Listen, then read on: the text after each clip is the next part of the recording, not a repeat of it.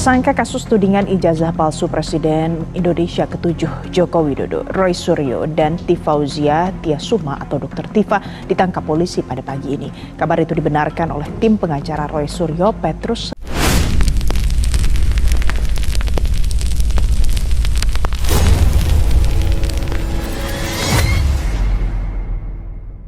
Oke, kembali lagi di channel saya Renaldi SB. Karena berita Roy Suryo ditangkap oleh Polda Metro Jaya, wah akhirnya kita makan enak ini. Siap-siap kliennya membuat pesta besar-besaran resmi sah. Kita lihat langsung gimana videonya. Sebelum kita ke video, bantu like, subscribe, dan share dulu video ini. Tidak tunggu lama, kita ke video langsung. Let's go. Kami protes keras terhadap penangkapan dan penahanan ini, apalagi dilakukan ketika Dr. Tifa hendak ujian disertasinya, seminar hasil. Pukul 8 dia mau ujian, pukul 7 dia ditangkap. Padahal dia mau pergi ke suatu tempat untuk ujian tersebut. Kalau Mas Roy gimana penangkapannya? Kata sudah. Mas Roy itu lebih tragis lagi. Pukul 12:30 saya baru berpisah dengan Mas Roy. 12:30 atau jam 1 malam dini hari, karena kami ada acara di Bandung. Oke, kami ada acara di Bandung, dan kemudian setelah itu pisah kita. Dan Mas Roy bercerita kepada saya, tadi saya temui di Subdit Kamnek, di ruang Subdit Kamnek, dia mengatakan tidak sempat apa-apa, untung masih sempat sholat subuh. Hidup Jokowi, guys, ini real. Dr. Tifa dan Roy Suryo ditangkap hari ini, ya, Jumat 19 Juni 2026 jam 7 pagi. Nah, ini dikonfirmasi langsung oleh kanal berita terpercaya CNN. Ini bukan hoax, ya, bukan kabar-kabar hoax, bukan. Ini real, nyata. Di penjara akhirnya ditangkap. Nah, terkonfirmasi langsung oleh istrinya Roy Suryo, ya. Ya, biar tahu rasa, ya. Makanya jangan asal-asalan nuduh orang. Apalagi yang kau tuduh itu orang yang berjasa untuk bangsa ini, orang yang sudah berbuat banyak untuk negara, ya. Nah, jelaskan nanti itu di pengadilan. Kita lihat, guys, kelanjutannya seperti apa. Jangan lawan orang baik. Hidup Jokowi. Dokumen yang dikirim oleh pihak kepolisian telah memenuhi unsur dan telah cukup, sudah terpenuhi. Jadi dengan form P21 di dalam kuhap nggak ada P21, ya Bang. Nah, dalam hal ini tentu setelah tahap P21 tentu akan ada tahap 2. Apa yang dikatakan tahap 2 itu? Apakah dia ditahan apa tidak? Tahap 2 dari P21 diumumkan ke tahap 2 itu ada waktunya. Seperti apa itu, Bang? Kalau memang ada waktu 14 hari, tentu besok. Apakah dia ditangkap atau tidak? Tentu besok, ya, hari Kamis. Nah, yang dipertanyakan apa? Pertanyaan saya, apakah P21 itu setelah diumumkan benar tidak boleh lebih dari 14 hari? Kan P21 nya sudah diumumkan? Sudah. Nah, jadi poin pentingnya begini. Hukum itu ada tata caranya. Kalau perilakunya ada di KUHP, orang harus dipidana atau tidak. Kalau tata caranya ada di KUHAP. Nah, jadi dalam perspektif hukum ada pasal yang berkait dengan sanksinya lebih dari 5 tahun. Yang saya ingat ada pasal 35 kalau tidak salah menjadi 12 tahun. Itu menjadi keharusan, harus ditangkap. Harus ditangkap, harus ditahan. Gitu. Penahanannya itu berjarak 20 hari selama 60 hari. Ya, apakah nanti di tingkat kejaksaan langsung karena P21 berarti sudah diserahkan kepada kejaksaan, jaksa lah yang menahannya, gitu loh. Itu poin pentingnya. Yang kedua, problem seriusnya ini tidak berdiri sendiri masalah hukum, tapi sudah ada gesekan-gesekan politik, tarik menariknya tuh di situ. Kalau perspektif hukum, sudah dari kapan tahu harusnya ditahan ya. Harusnya. Harusnya. Karena dia berulang-ulang ngomongnya. Iya, bukan berulang-ulang, sanksi pasalnya. Sanksi pasal dan dia ancamannya ya. ancamannya. Ancamannya.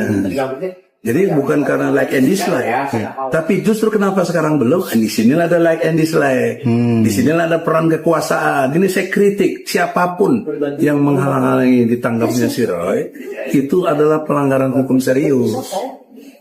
Saya berkomitmen bongkar ini dalam arti positif. Artinya positif begini. Everybody, siapapun, termasuk saya, mungkin juga Bu Eli dan lain-lain, saya nggak boleh klaim orang, tapi saya ingin tahu kepastian ijazah asli Jokowi itu mana. Karena waktu 3 kali di pengadilan saya nggak ada diperlihatkan. Saya datang ke Solo juga nggak diperlihatkan. Jokowi mintanya understanding. Ya sudah, saya dia minta begitu. Dia yang punya kasus, dia ngelaporin saya. Yang penting kepentingan saya berhasil, saya bebas. Kita damai. Dicekalnya dicabut, kemudian SP3. Ketimbang mereka masih sibuk aja ngurusin begituan kan. Kita mah udah melalang buana kemana-mana, udah keluar negeri berapa kali. Jadi poin pentingnya adalah animo masyarakat dan juga kepentingan hukum harus jelas. Hukum itu tidak boleh tidak jelas endingnya.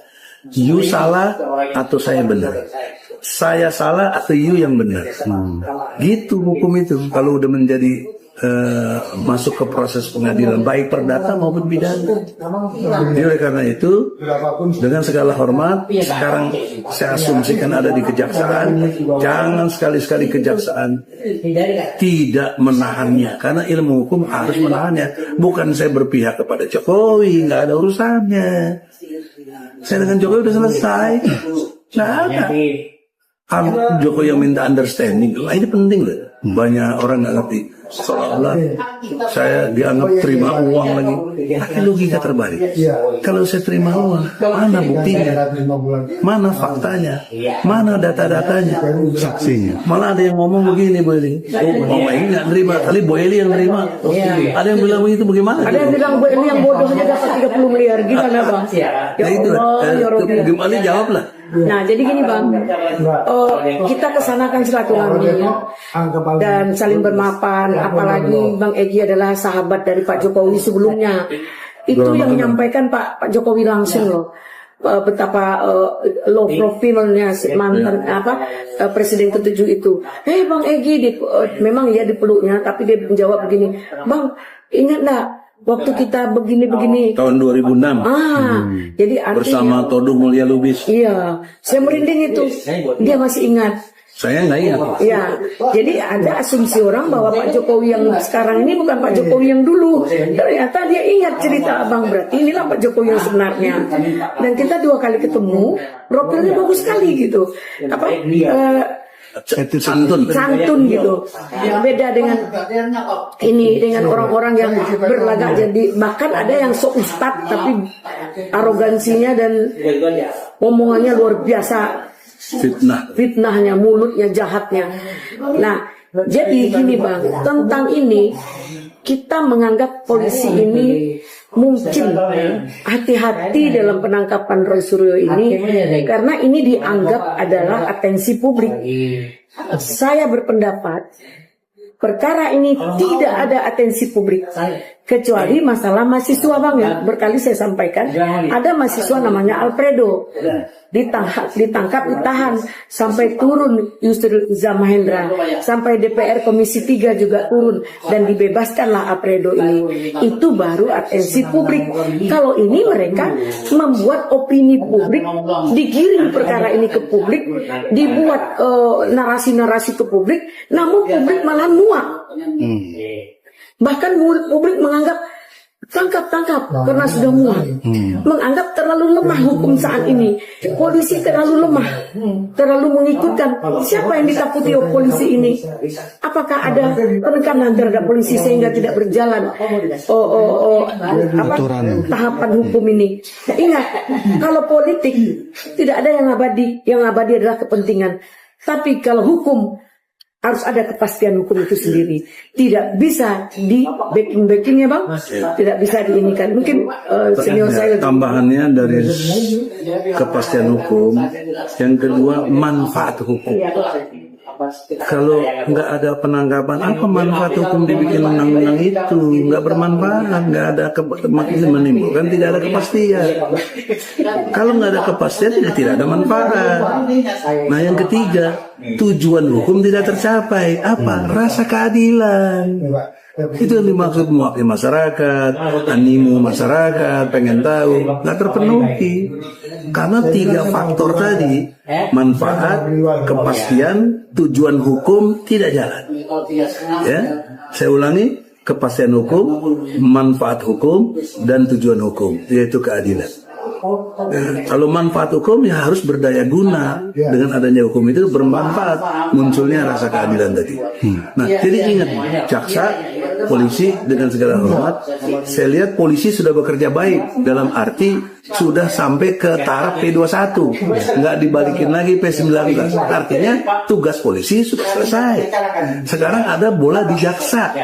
Pak Jaksa, saya ingatin Burhanuddin, Jaksa Agung, dengan segala hormat, Anda bertanggung jawab untuk supaya ini sampai clear masalah hukum. Kalau ada dari unsur presiden, siapapun dia, melarang Anda, itu Anda berarti telah berlaku tidak adil, mengangkangi hukum, tidak sampai kepada tujuan hukum, tidak sampai manfaat hukum, tidak sampai ada kepastian hukum. Anda telah melakukan tidak amanah kepada undang-undang. Saya kritik keras itu. Oleh karena itu, tidak ada pandang bulu dalam soal hukum.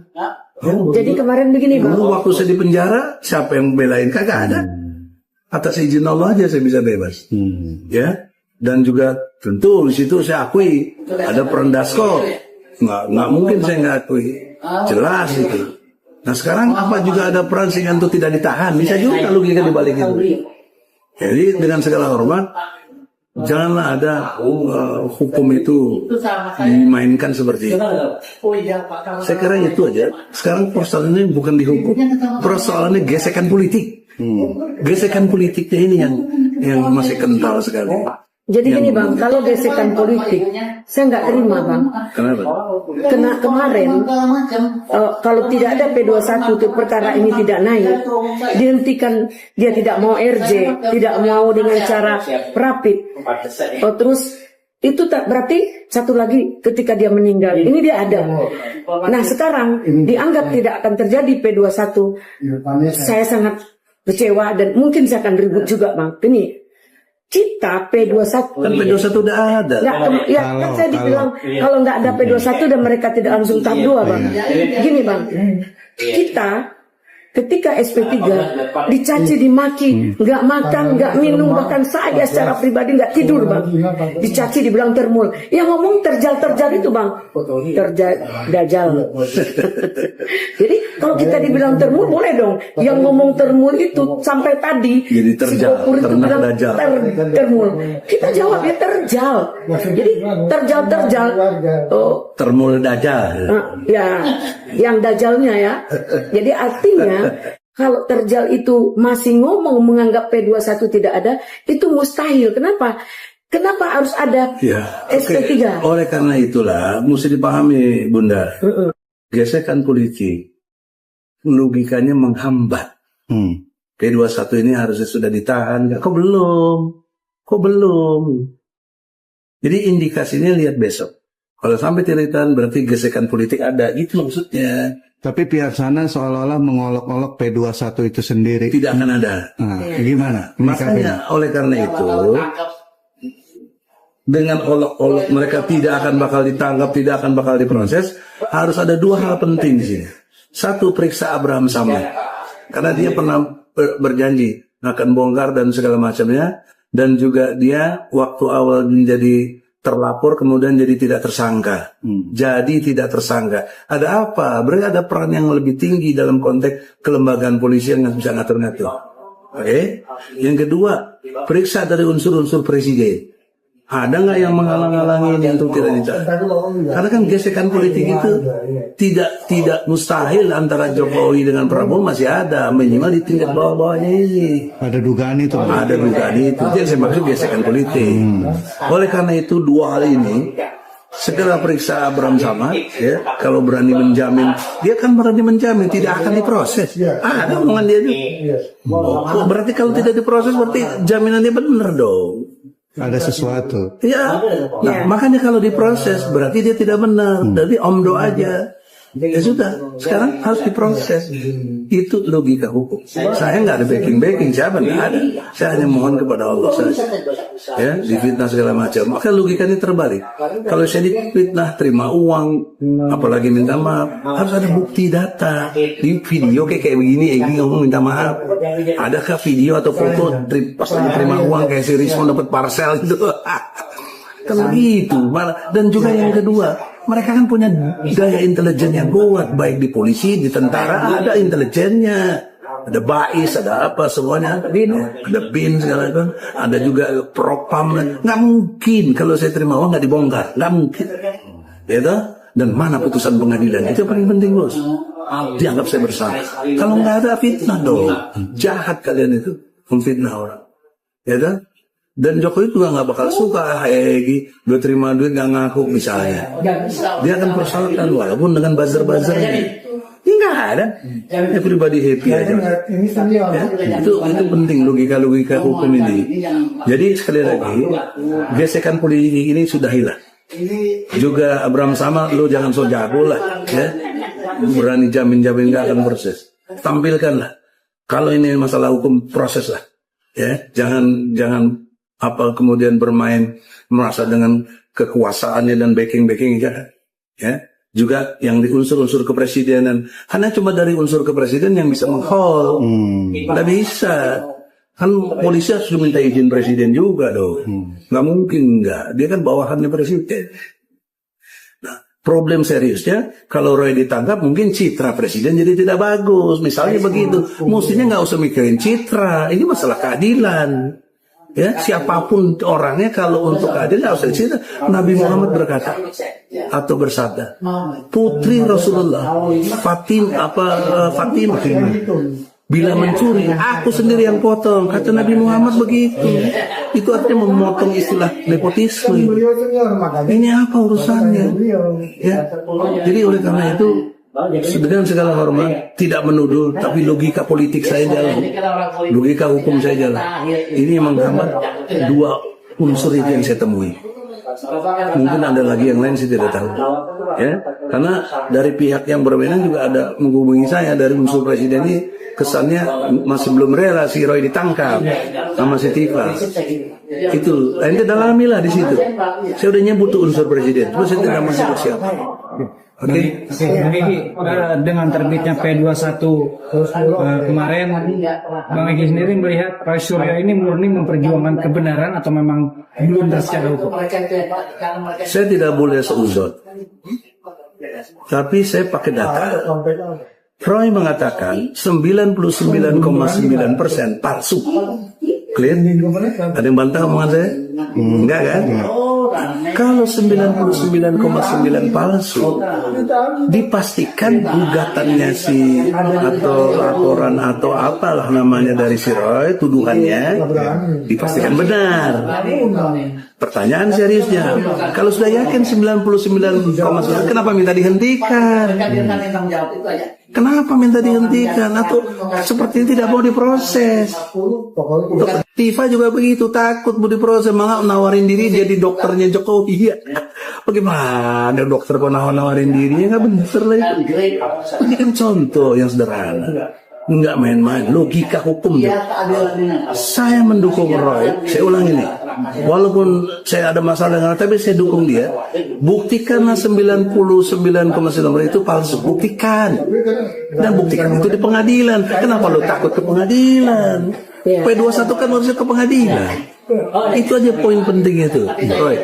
Jangan kalau terus yang punya pakai ijazah- belagu-belagu gitu segala macam. Nah sekarang begini Bang, mau palsu mau apa, kalau yang punya ijazah itu adalah UGM menyatakan itu benar asli dari keluaran dia, terus kita mau apa Bang? Nggak ada, itu nggak penting. Yang penting itu pengadilan.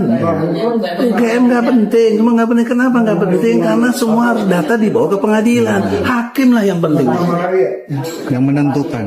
Iya, itu namanya, iya itu namanya mekanisme hukum. Oleh karena itu Roy, kok gentle dong? Tunjukkan 99 itu apa saja. Itu pun sudah dibantah sama si Rismond. Kan mereka tadi satu kubu, pakai logika ya. Buku sekian banyak halaman, kurang lebih 400-an lebih. Ya, itu yang dibikin oleh Rismond. Sebenarnya cuma 29 halaman dibikin kata pengantar duluan saja. Mana? Dan sekarang si Rismond sudah menyatakan bukunya salah. Masa Rismond salah kemudian si Roy bisa benar sendiri? Ya, ini kan mungkin. Gimana logikanya? Itu logikanya. Jelas ya? Bang, berbicara buku nih yang menarik. Kan Bang Rismond mengeluarkan terkait bantahan semua ya. Dan di situ ada beranggapan keuntungan buat Bang Rismond terkait royalti. Itu menyikapinya gimana Bang? Itu dua hal yang berbeda. Soal buku, Rismond kalau sudah mendeklir bahwa dirinya salah, itu Rismond musuhnya yang diduga. Telah menipu kebenaran, menjual kebohongan. Iya dong. Netizen yang sudah pernah beli boleh gugat, kenapa saya beli kebohongan salah, boleh gugat sih. Yang kedua soal royalti itu soal bisnis, saya nggak ikut campur urusan begitu. Jadi itu cara berpikir hukum tuh begitu, nggak ada like and dislike. Objektif, sistematis, toleran, kemudian jujur, benar, adil. As jubadil, itu teori saya. Yang penting Rismond kan bertanggung jawab dengan omongannya. Gentle dia. Gentle dia. Ibarat kata Dia ngaku salah, ya, salah. kalau memang kita salah di ujung jalan, kembalilah ke pangkal jalan. Makanya kalau si Roy dan Tifa selama ini bersama dengan Rismond dan Oke, jadi video gimana menurut kalian, dan sampai bertemu di video saya selanjutnya. Bye.